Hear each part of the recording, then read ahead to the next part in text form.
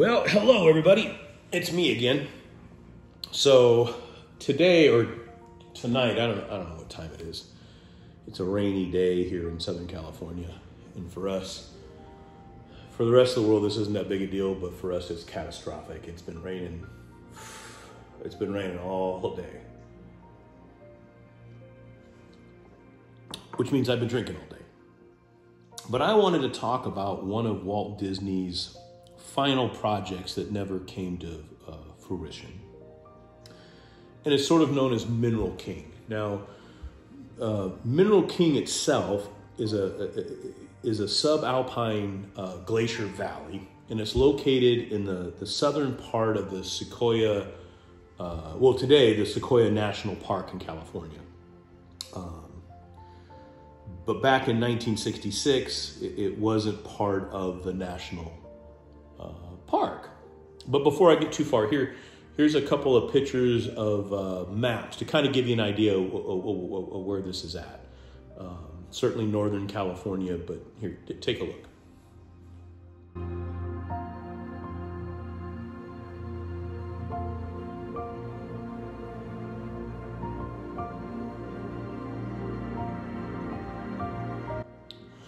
So there it is. This is where we're talking about. And apparently Walt Disney came to love winter sports at some point in his life. He was actually, I think, the Grand Marshal or had some sort of participation in 1960, the Olympic Games, again in Southern California. But he basically fell in love with skiing and ice skating and things of that nature. And he was passionate about it. And I think it was something he had to do for exercise because, you know, the guy, to say he smoked a lot is an understatement. But anyway, so we've got this valley in Sequoia National Park. He's very interested in it, and the U.S. Forestry at that time was potentially looking to develop it. Well, there were several bidders, and then of course Walt Disney won the ultimate bid to present what he would like to do with this property. And in 1965, the LA Times actually announced that the Forest Service had awarded a preliminary permit to Walt Disney Productions, and they gave the company 3 years to sort of present a satisfactory plan on how to develop this area. And once that was approved, or if it was approved, they would then award a 30-year lease on said property, which was actually about 7.5 miles long and about a mile wide, this valley is. Well, here, take a look. Here's an actual photo of the valley. It's very majestic, very majestic. Take a look.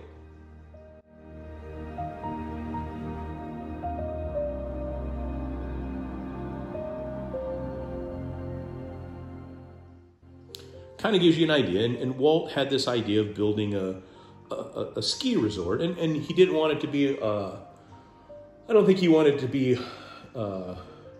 audacious or anything of that nature. There were lots of talks about this. The ski lifts would be camouflaged and hidden.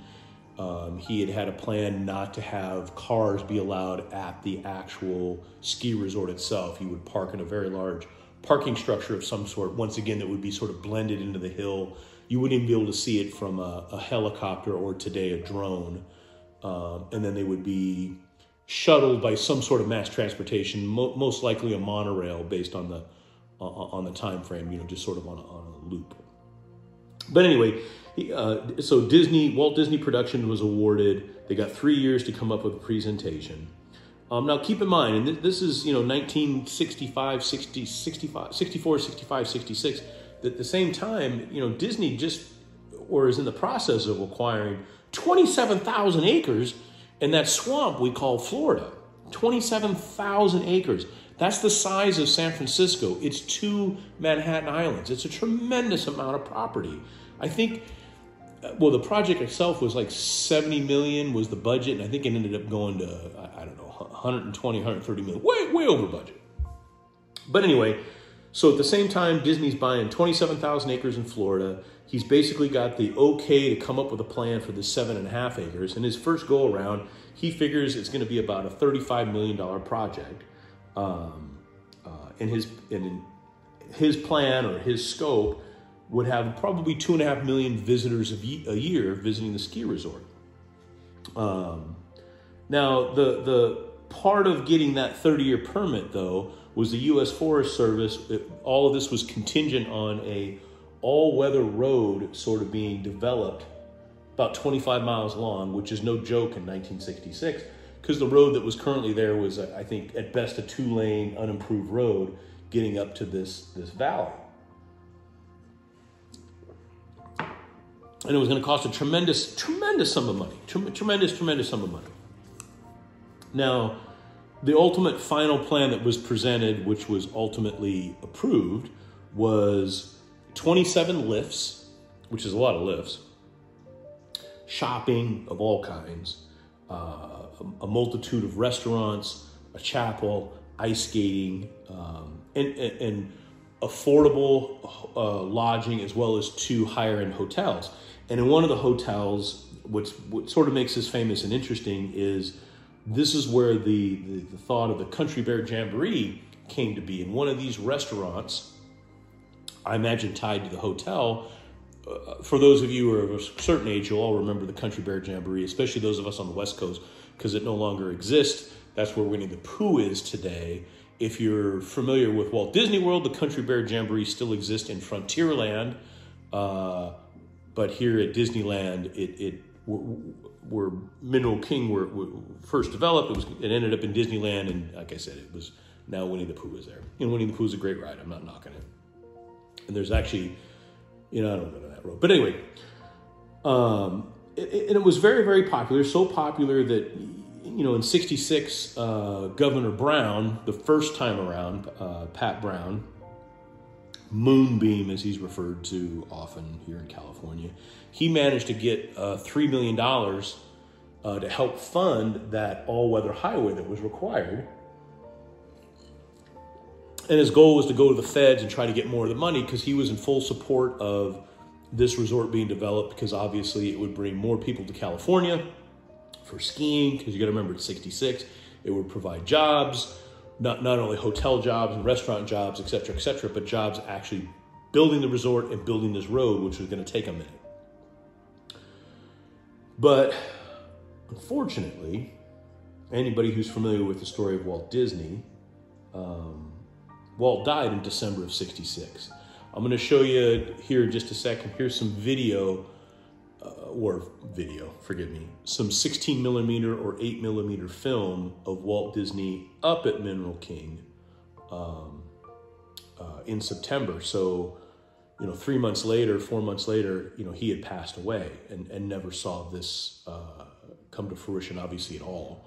But here, take a look. Here's a brief snippet of those videos. Take a look.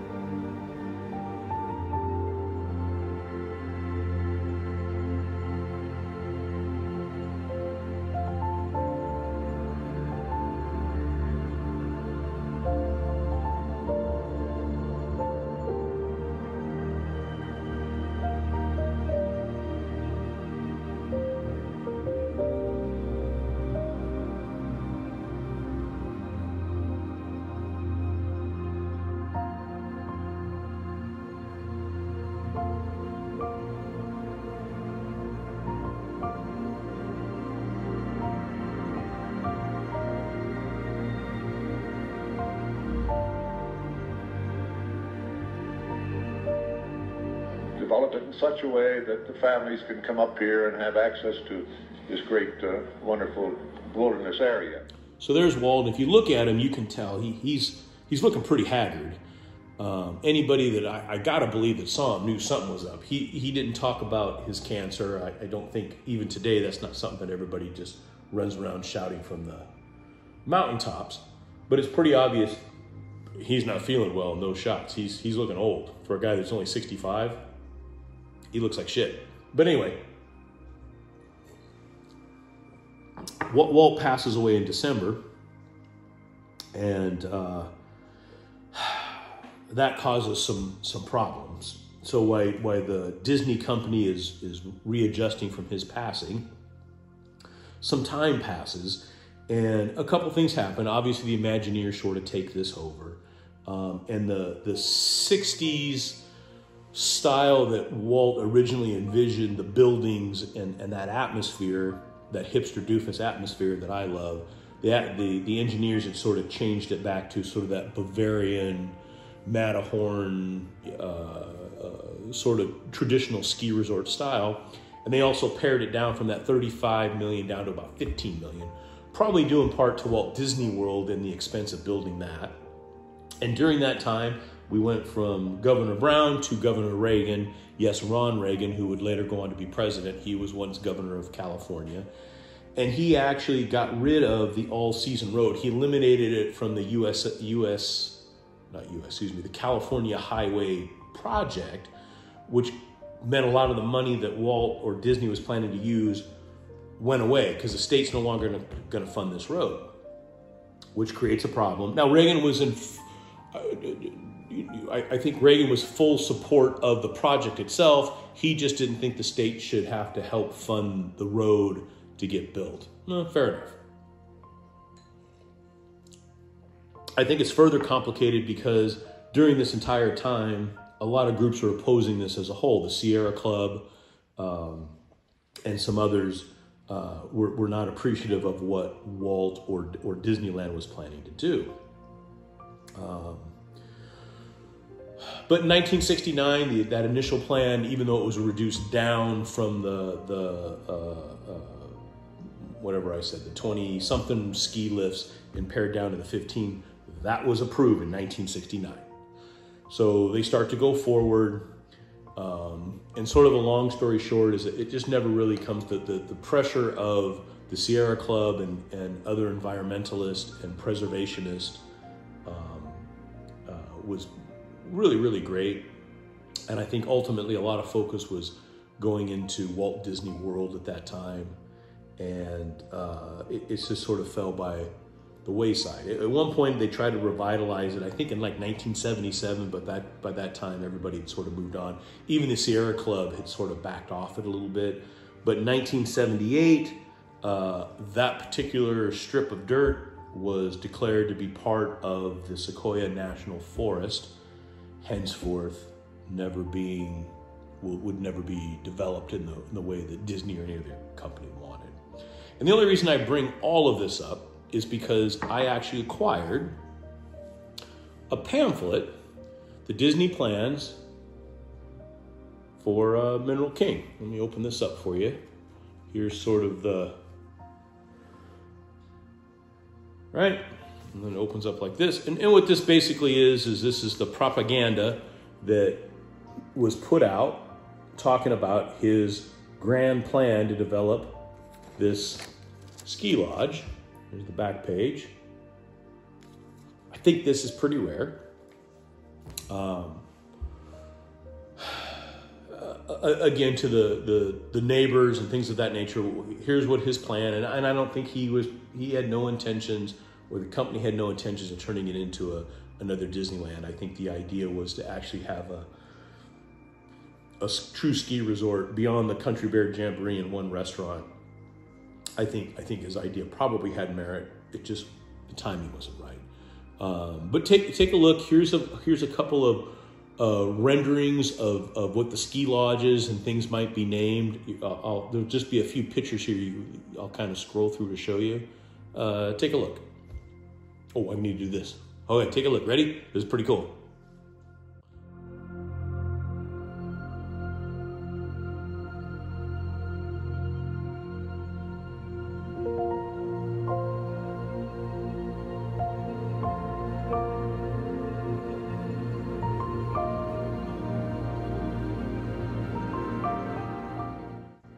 So there you have it. There is the Disney plans for Mineral King that never came to be.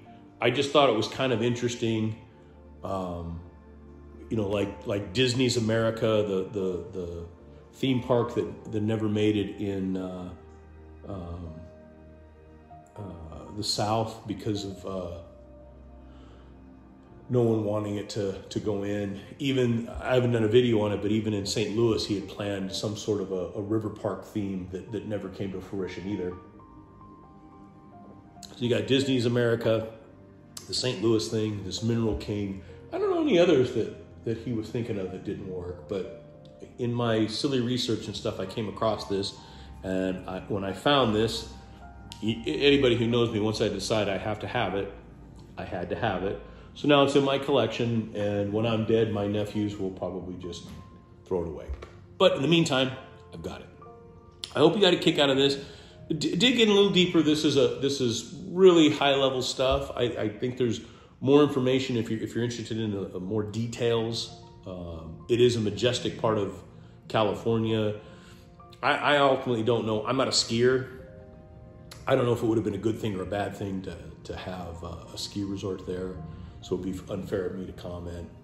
But I am a fan of places that create jobs, and if it's done properly, I think it could probably be done really, really well. But it's easy to be an armchair quarterback, so I don't want to do that. But anyway, hope you got a kick out of this. I hope you got a kick out of some of the pictures in the video, and we'll do another one. I'm going to do a couple of train ones because I got to be honest, I'm really getting into the train thing. I'm going to see, I'm actually taking my mom a couple places here, and I'm going to pick up all my dad's old train stuff. I might be building something here in the house, even before I get to that G scale in the backyard. But that's a story for another day, another time.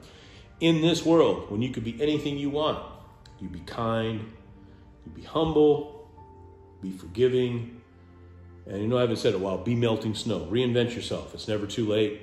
Have a good night. Bye.